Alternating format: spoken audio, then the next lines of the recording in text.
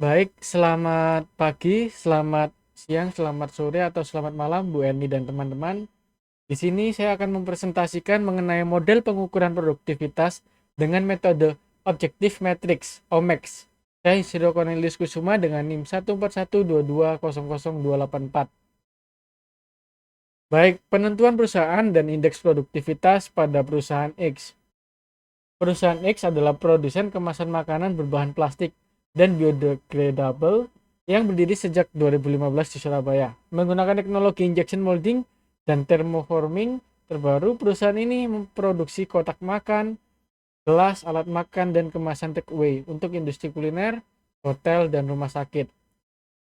Berkomitmen pada produk yang ramah lingkungan dan aman pangan, perusahaan X menjalin kerjasama dengan UMKM dan pasar perusahaan besar sebagai strategi ekspansi pasar domestik dan internasional. Berlokasi di kawasan industri rungkut, perusahaan ini memanfaatkan posisi strategis untuk distribusi ke seluruh Indonesia dan Asia Tenggara.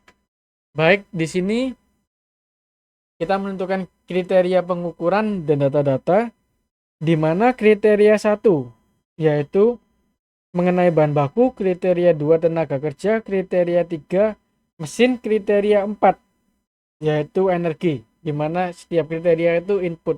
Jadi kriteria 1 input 1 hingga kriteria 4 input 4.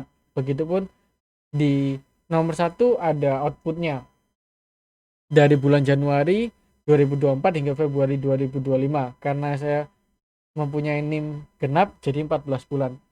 Baik, yang kedua kita mencari rasio, yaitu rumusnya rasio performance sama dengan output dibagi input.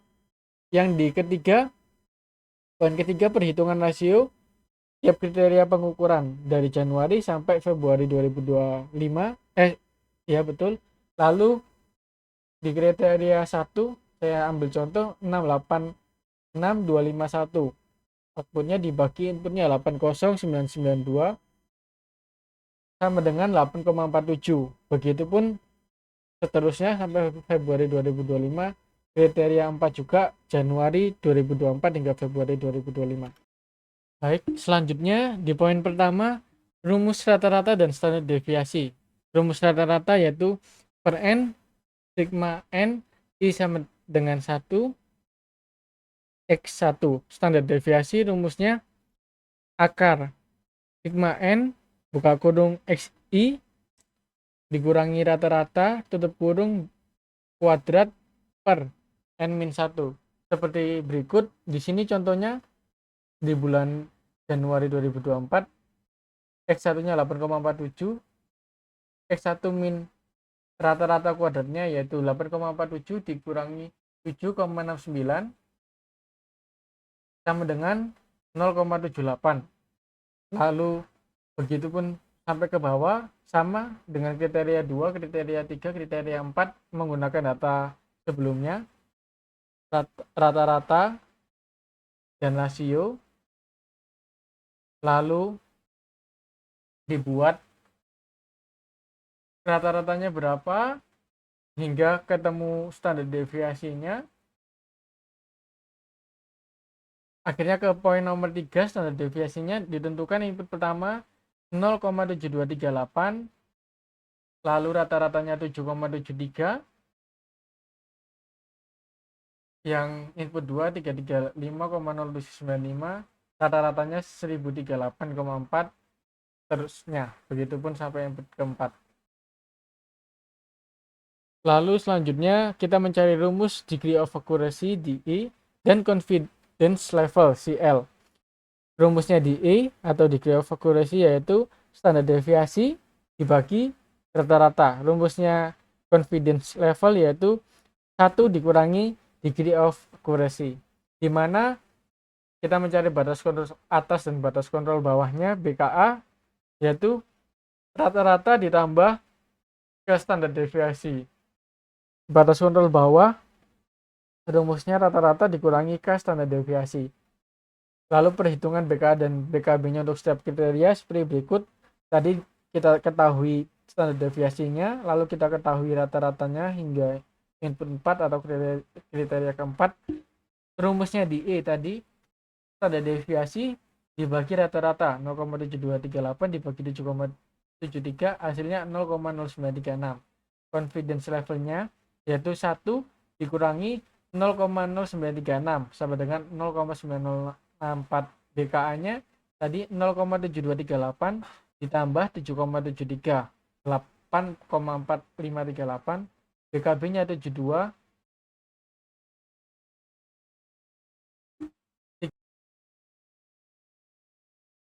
7,73 sama dengan minus 7,002.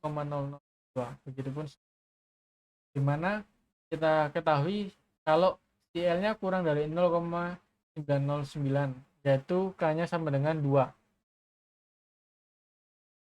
Target sasaran akhir skornya 10, sasaran jangka pendek skornya 3, dan nilai produktivitas terendah skornya 0. Seperti berikut, sasaran akhir skor 10, komponennya BKA-nya tadi 8,4538. Contohnya kriteria 1 ya yang saya ambil. Lalu sasaran jangka pendeknya 7,73, nilai produktivitas terendah itu tadi minus 7,0062 dan seterusnya. Kedua, menentukan nilai produktivitas realistis, di mana interval 0 sampai 3 itu rumusnya BKA min BKB dibagi 3, interval 3 sampai 10 BKA min BKB dibagi 7. Tabel perhitungan produktivitas realistisnya seperti berikut. BKA input 1 8,4538, BKA-nya min 7,062, interval 3-nya atau target jangka pendeknya yaitu 8,4538 dikurangi minus 7,0062 dibagi 3, hasilnya 5,15. Interval 3 sampai 10 8,4538 dikurangi minus 7,062 dibagi 7 hasilnya 2,21. Bulatkan ya. Lalu skala prioritas kriteria, di mana satu kriteria sama penting dibanding kriteria 2, yang kedua kriteria 1 sedikit lebih penting, hingga kriteria nilai 9 kriteria 1 jauh sangat penting dibandingkan dengan kriteria 2. Menentukan nilai tahap bobotnya seperti berikut, seperti pada tabel. Kriteria 1 nilainya 1, kriteria 2 kriteria 1 4 nilai tengah seperti tabel. Lalu menentukan nilai bobot kriteria tahap 2, di mana kriterianya seperti berikut: 1448, seperempat, 11, seperenam. Lalu kita jadikan desimal atau pecahan biasa atau nilai biasa, hasilnya seperti berikut: 1448, 0,25, 11, 0,17. Hingga menentukan nilai bobot, yaitu caranya kriteria 1 sampai 4 semuanya di total. Setelah di total dibagi 4, hasilnya seperti berikut: 0,55, 0,09. Lalu cara mencari bobot itu persentasenya dikali 100% sama dengan 55. Baik, selanjutnya nilai performance setiap kriterianya yaitu output dibagi inputnya seperti berikut. Kita masuk ke nilai BKA, rata-rata, BKB, bobot, dan interval, di mana kriteria 1 contohnya 8,45, average-nya 7,73, BKB-nya minus 7,062, bobotnya 0,050, interval 0 sampai 3 5,15, interval 3 sampai 10 2,20. Di sini kita tahu inputnya kriteria 1 sampai kriteria 4. Kita ambil contoh kriteria 1 8,47. BKA-nya untuk skor 10 nanti 9, 8, 7, 6, 5, 4, 3. Karena ini kan 0 sampai 3, average masuk di 3, BKA masuk di 10, BKB di 0. Jadi ini 2, 1. Ini untuk menentukan performance-nya 0 sampai 10, di mana cara menghitung skornya atau performance-nya 8,45 itu 10. Untuk bawahnya 8,45 dikurangi 2,20 di interval 3 sampai 10 ini sama dengan 4,05. Nanti 4,05 dikurangi 2,20 sama dengan 1,85, begitupun seterusnya. Sama untuk kriteria 2 nanti dikurangi ini, kriteria 3 nanti dikurangi ini, kriteria 4 dikurangi ini. Average lalu 7,690 dikurangi 5,15 karena interval 0 sampai 3, di mana hasilnya 2,54 dikurangi 5,15 yaitu minus 2,61. Di sini skornya 10 kan 8,47 di atas 8,45. Di sini skornya 9 karena 1179 di bawah 1373 di atas 1077. Akhirnya kita dapati setiap value-nya 0,50, 0,81, 0,81, 2,43 dijumlah semua yaitu 4,55. Next ada penentuan skor dari skala bulan Februari, totalnya 4,05. Ini kita tentukan karena tadi udah lihat skornya, kita cocokkan dengan skornya. Begitupun Maret, April, Mei, Juni, Juli, Agustus, September. Contohnya ini kenapa 9, 6,61? Karena tadi kita lihat di mana rata-ratanya 8,45. Kalau 6,61 di antara 8,45 dan 6,25, masih masuk di 6,25. Bulan Februari 2025 akhirnya kita dapati kesimpulannya periode 1 sampai 14 tersebut pencapaian kerjanya seperti berikut. Kita lihat di grafik, ada penurunan, naik, turun, sama hingga turun cukup tajam, naik cukup tajam, turun lagi, naik dan turun. Kesimpulannya berdasarkan grafik pencapaian kerja di atas, terlihat fluktuasi kinerja sepanjang tahun.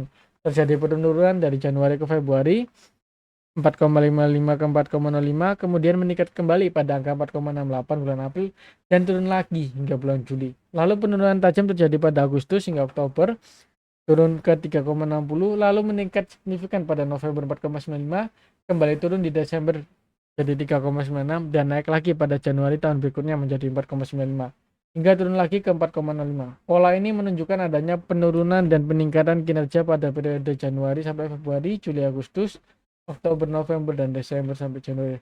Selanjutnya dapat dihitung indeks produktivitas pada bulan-bulan tersebut. Menentukan indeks produktivitas total. Contoh di bulan Maret dan Februari, yaitu indikator performa saat ini dikurangi indikator performa periode sebelumnya. Contohnya 4,1 dikurangi 4,05, nanti dibagi 4,05 rumusnya, sama dengan 0,088. November 4,95 dikurangi 4,36 dibagi 3,6, Januari pun sama. Dengan demikian indeks produktivitas untuk bulan Januari 0,088, bulan November 0,375 dan Januari 0,250. Sekian presentasi dari saya. Terima kasih.